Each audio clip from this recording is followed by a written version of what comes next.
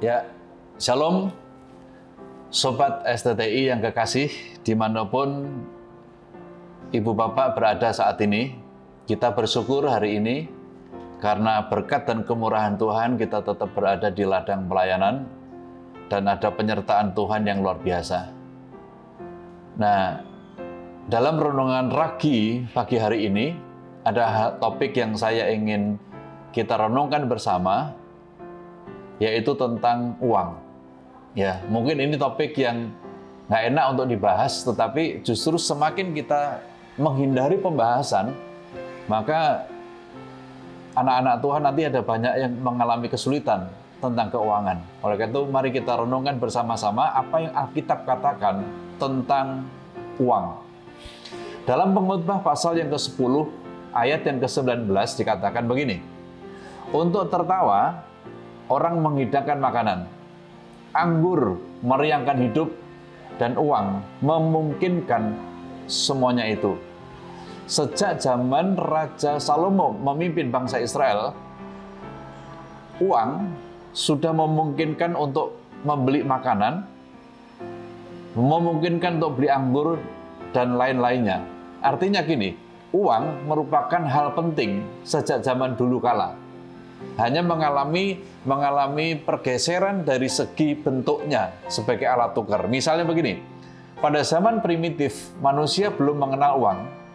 Kemudian pada masa memburu dan meramu, kebutuhan manusia diambil dari alam. Ya, sebelumnya tidak ada mata uang. Kemudian segala kebutuhan diambil dari alam. Ketika alam tidak lagi mencukupi kebutuhan manusia, maka aktivitas yang dilakukan adalah dengan cara barter. Misalnya ayam ditukar dengan beras, beras ditukar dengan gula misalnya, jadi sistem barter.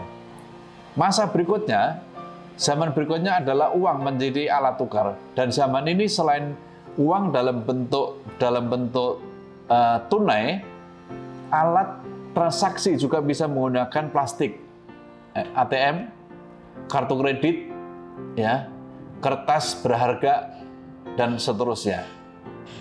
Jadi betul-betul apa yang dikatakan Salomo bahwa untuk tertawa orang menghidangkan makanan, anggur meriangkan hidup, dan uang memungkinkan semuanya itu, ini betul-betul sebuah kebenaran yang sudah lama diwahyukan oleh Tuhan.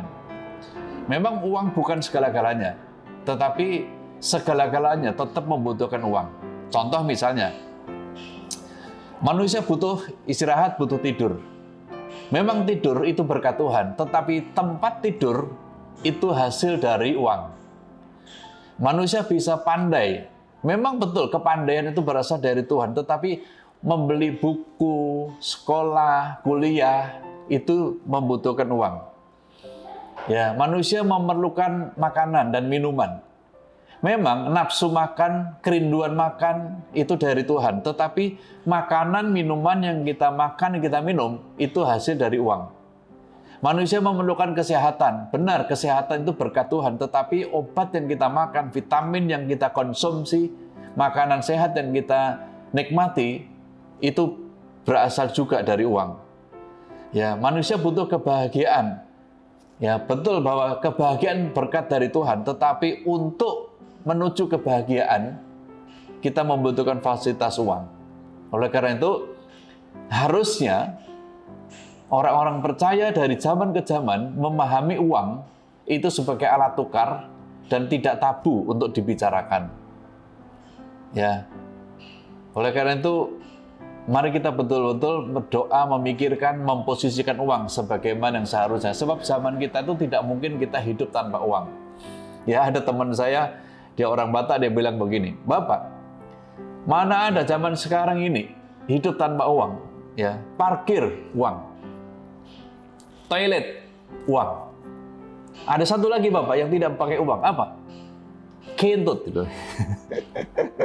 Ya, tapi kalau you kentut sembarang tempat lalu you tonjok orang masuk rumah sakit, ya uang juga. Nah ini berguru saja. Maksud saya adalah bahwa semua sisi kehidupan kita membutuhkan uang. Nah, apa sisi jahat dan sisi baik dari uang? Dikatakan di dalam 1 Timotius 6 ayat 9 sampai 10, tetapi mereka yang ingin kaya terjatuh ke dalam pencobaan dan ke dalam jerat dan ke dalam berbagai nafsu yang hampa dan yang mencelakakan, yang menenggelamkan manusia ke dalam keruntuhan dan kebinasaan. Karena akar segala kejahatan ialah cinta uang. Sebab oleh memburu uanglah beberapa orang telah menyimpang dari iman dan menyiksa dirinya dengan berbagai duka. Jadi, yang jahat, yang bisa tidak baik, itu bukan uang, tetapi sikap kita terhadap uang, cinta akan uang, itu yang bisa merusak kehidupan kita dan karakter kita. Tetapi uang sesuatu yang bersifat netral, sebab uang adalah fungsinya sebagai alat tukar. Ya, secara khusus setelah manusia menggunakan alat tukar berupa uang. Sebelumnya manusia menggunakan sistem barter, sebelumnya manusia menggunakan kebutuhan diambil dari alam. Nah, oleh karena itu kita betul-betul harus bergumul, sobat yang diberkati. Ya, pertanyaan yang mendasar kadang-kadang gini, mengapa gereja seringkali jarang berbicara tentang uang? Karena ada asumsi bahwa membicarakan uang di gereja itu dianggap tabu. Ya, pendeta bicara uang, gembala bicara uang, uang lagi gitu loh. Ya, tetapi menurut saya ini harus dibicarakan. Pengalaman saya menggembalakan di Jawa Timur pada waktu itu, jemaat yang saya gembalakan itu ekonominya rata-rata memprihatinkan. Tempat parkir gereja kami, sepeda motor hanya beberapa dan mobil cuma satu. Dan tahun kedua saya memutuskan bahwa jemaat ini harus saya tolong, harus saya bina, harus saya ajarkan tentang uang dan bagaimana mencari uang, serta bagaimana mengelola uang. Lalu kami belajar tentang keuangan selama 40 hari. Saya ulangi, kami belajar keuangan selama 40 hari. Sepanjang 40 hari kami bicara uang, dan bagaimana mencari uang, dan bagaimana mengelola. Ibu bapak yang kekasih, apa hasilnya? Pada tahun yang ketiga dan tahun yang keempat, rata-rata jemaat sudah mengalami perubahan ekonomi. Beberapa mengalami melejit ekonominya dan sangat diberkati sampai hari ini. Dan setelah itu, pelayanan sosial bisa digalakkan sedemikian rupa di Bondowoso. Ya, membutuhkan ratusan juta, tetapi bisa dilakukan. Karena apa? Keuangan jemaat sudah dipulihkan oleh Tuhan. Ya, jadi kami membuang rasa tabu untuk mengajar keuangan. Saya berpandangan gini, sebagai gembala, kalau saya tidak mengajarkan uang kepada jemaat, lalu jemaat belajar kepada orang lain, itu bisa jauh lebih berbahaya. Jadi saya sendiri ajarkan. Saya belanja buku tentang keuangan, saya belanja banyak dan saya pelajari. Dan materi yang saya gunakan itu tadi, kemudian hari saya cetak menjadi buku namanya Sekolah di Luar Eden. Ini bukunya. Sekolah di Luar Eden. Ini bahan-bahan pengajaran tentang keuangan dan pekerjaan yang kami pelajari selama 40 hari di Jawa Timur.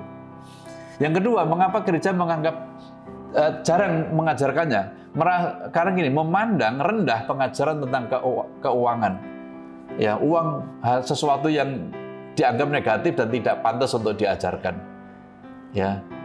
Hal yang ketiga, kadang-kadang kita sebagai hamba Tuhan memang kurang memiliki pengetahuan tentang uang. Ya, jadi makanya kita harus imbang lah. Kita belajar teologi yang baik, kita belajar misi yang baik, tapi kita juga harus belajar keuangan, belajar perpajakan, belajar bagaimana menolong jemaat dari berbagai kesulitan.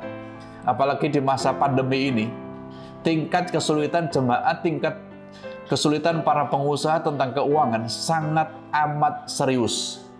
Sehingga sobat STII, kita mesti turut mengambil bagian supaya mereka semuanya bisa ditolong dari segi keuangan.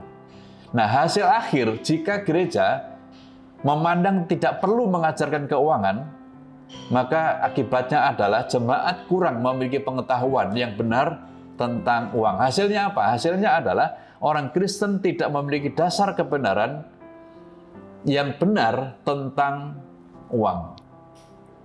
Ya, makanya di mana-mana terjadi kesalahpahaman tentang uang karena Karena memang kita para leader kadang-kadang sungkan untuk mengajarkan keuangan, dampaknya adalah jemaat tidak memiliki kecukupan pengetahuan tentang uang. Dan itu berbahaya. Ya.